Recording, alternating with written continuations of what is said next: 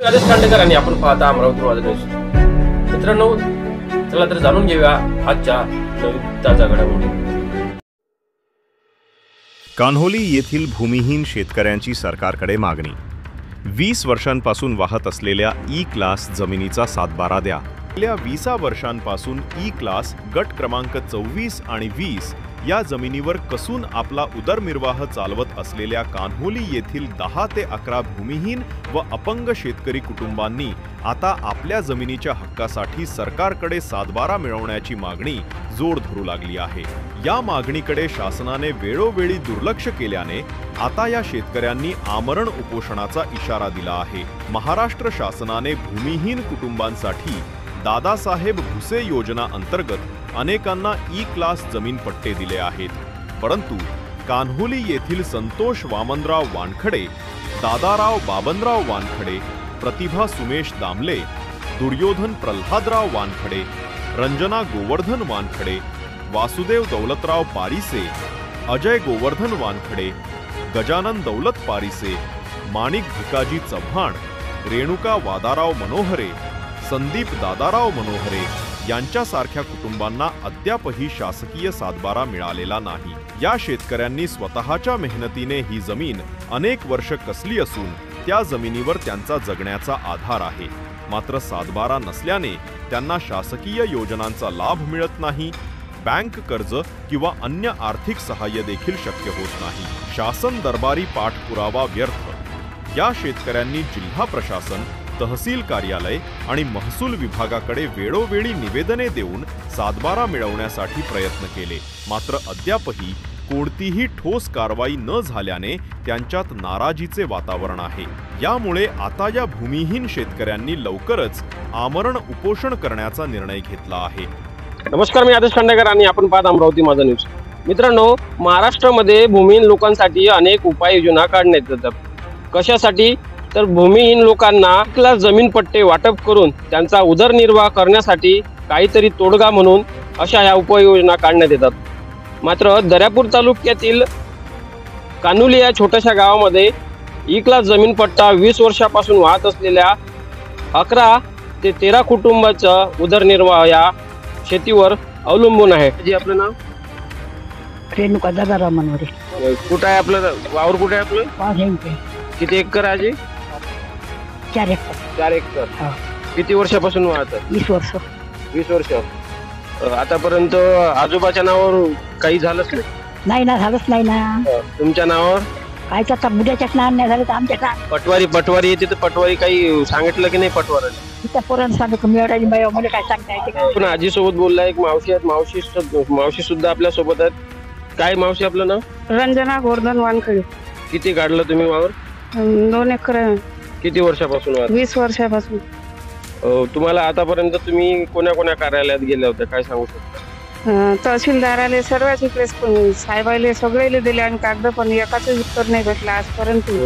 काय मागण्या तुमच्या, काय सांगू शकता? आमचं वावर आमच्या नावानं करण्यात यावं, सातबारा भेटावा आम्हाला। पटवारी जे आहेत तुमच्या गावातले आतापर्यंत जे येतात जातात, नवीन बदलतात, जुने राहतात, त्यांच्यापर्यंत तुम्ही काही असा प्रस्ताव मांडला होता? प्रस्ताव मांडला, काही वशा गिशा दिल्या आम्हाला, फक्त आमची ग्रामपंचायतच देत नाही आम्हाला काही। फक्त ग्रामपंचायत देत नाही? ग्रामपंचायत मध्ये कोणाचा विरोध आहे? सरपंचाचा, उपसरपंचाचा? पूर्वी बॉडीज देत नाही, म्हणजे संपूर्ण बॉडीज देत नाही। काय असं तुम्हाला प्रश्न मांडल्यावर काय म्हणतात? आमच्याकडे नाही म्हणतात ते, तुमचं तुम्ही पहा म्हणताय। अच्छा, बरं मला सांगा, आता आमचा विचार करावा काही ना काही, नाहीतर आम्ही उपोषणा बसल्याशिवाय राहत नाही। दादा, सर्वप्रथम आपलं नाव सांगा? संतोष वामनराव वानखडे, कान्होली येथील मी रहिवासी आहे। बरं मला सांगा, हे जे तुम्ही आता शेती काढलेल्या आहेत, किती एकराच्या आहेत? तर आम्ही प्रत्येकी 2-2 एकर, 1-1 हेक्टर शेती काढलेली आहे। कमीत कमी 11 लोक, आम्ही 11 लोकांनी 2.5 एकर शेती काढलेली आहे। बरं मला सांगा, जे तुम्ही शेती काढलेली आहे किती वर्षापासून वाहतात? 20 वर्षापासून सतत वाहत आहोत आम्ही 20 वर्षापासून वाहतो। आम्ही भूमिहीन, आम्ही अपंगपण आणि लेकरं आहेत आणि सर्व आमचं मोलमजुरी करून आम्ही पोट भरतो। बरं मला सांगा, तुम्ही जे शेती काढलेल्या आहेत 20 वर्षापासून तुमच्या समजा वडिलांच्या कारकिर्दीमध्ये काढलेले आहेत? आमच्या वडिलापासूनच काढलेलं आहे, पण आम्ही सुरुवातपासूनचेच भूमिहीन आहो. आमच्याकडे काहीच नाही, आम्ही फक्त याच्यावरच सर्व सांभाळ होते आमचा. बरं, तुम्ही जी आता शेती काढलेल्या आहेत या संदर्भात बा सातबारे आमच्या नावाने करा, यासाठी या संदर्भात तुम्ही कुठं निवेदन, तक्रारी अशा काही केलेल्या आहेत? आम्ही शासनाला, तहसीलदाराला पण निवेदन दिलं आणि कलेक्टर साहेबांना पण दिलं आणि बावनकुळे, चंद्रशेखर बावनकुळे यांना पण दिलं आणि देवेंद्र फडणवीस यांना पण निवेदन दिलं, पण आजपर्यंत आम्हाला कुठल्याच प्रकारचा होकार मिळाला नाही. जे आपल्या स्थानिक लेवलवर तुम्ही कोणा ठिकाणी गेले होते? आम्ही सुरुवात मेन पटवाऱ्याला पण दिलं आणि तहसीलदार साहेबांना पण दिलं आणि आमच्या ग्रामपंचायतनी टाळाटाळ केला, आम्हाला टाळाटाळीचे उत्तर दिले. बरं, मला सांगा, आतापर्यंत तुम्ही जे निवेदन सादर केले, तुमच्या मागण्यासाठी तुम्ही प्रत्येक ठिकाणी गेला, तुम्हाला प्रतिउत्तर म्हणून काय मिळालं? आम्हाला हेच मिळालं की आम्ही समोर अर्ज करू, तुमचा अर्ज समोर पाठवू. आम्ही नागपूरवरून आमचा AMT कडे अर्ज पाठवण्यात आलेला, त्यांचे मेसेज पण आले. आम्ही देवेंद्र फडणवीस यांना दिलेला अर्जाचा आम्हाला रिस्पॉन्स आला काहीतरी, पण बाकी कलेक्टर साहेबाचं काही नाही आलं आणि तहसीलदाराचं पण नाही आलं आणि बावनकुळेचं पण नाही आलं. बरं, मला सांगा, तुम्ही आता सातत्यानं ह्या गोष्टीचा, तुमच्या मागण्यांचा पाठपुरावा करत आहात. किती वर्ष झाले तुम्हाला पाठपुरावा करत? आम्ही सुरुवातीला पण केले, ज्यावेळेस आम्ही शेती काढली त्यावेळेस पण केले आणि या वर्षात पण केले. मध्ये आम्ही बंद पाडले, आम्हाला कोणीच काही दिलं नाही त्याचं. आणि ग्रामपंचायतला पण आम्ही ठरावासाठी मागणी केली. ग्रामपंचायतने, आम्ही कान्होली येथील ग्रामपंचायतने आम्हाला टाळाटाळ केले आणि उळावडीचे उत्तर दिले. पूर्ण बॉडीज आमच्याकडे लक्ष देत नाही आणि सर्व गावाची समस्या काही नाही. आम्ही 52 गट नंबरकडे आमचं लक्ष नाही. आमचं 20 आणि 24 हे 2 गट नंबरच आमच्या याचे सातबारे आमच्या नावावर देण्यात यावे.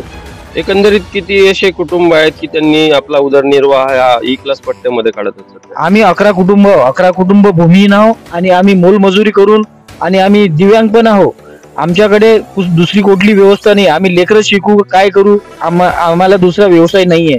शासनाने हीच शेती आमची सातबारे नावाने करून देण्यात यावी. बरं, मला सांगा, तुमच्या ह्या जर मागण्या पूर्ण झाल्या नाहीत तर तुमचा काय पवित्रा राहील? आम्ही आमचे 15 ते 20 दिवस किंवा एका महिन्यात आम्हाला जर हे नाही दिलं तर आम्ही आमरण उपोषण करू. दर्यापूर तहसील कार्यालय समोर आम्ही 11 कुटुंब आम्ही आमरण उपोषण करता बसू. मित्रांनो, आपण या गावातील काही महिलांशी चर्चा केल्या, या दादांशी देखील चर्चा केली. आपल्यासोबत वयोवृद्ध काका आहेत. काका, आपलं नाव काय? दादाराव बाबनराव भानकडे.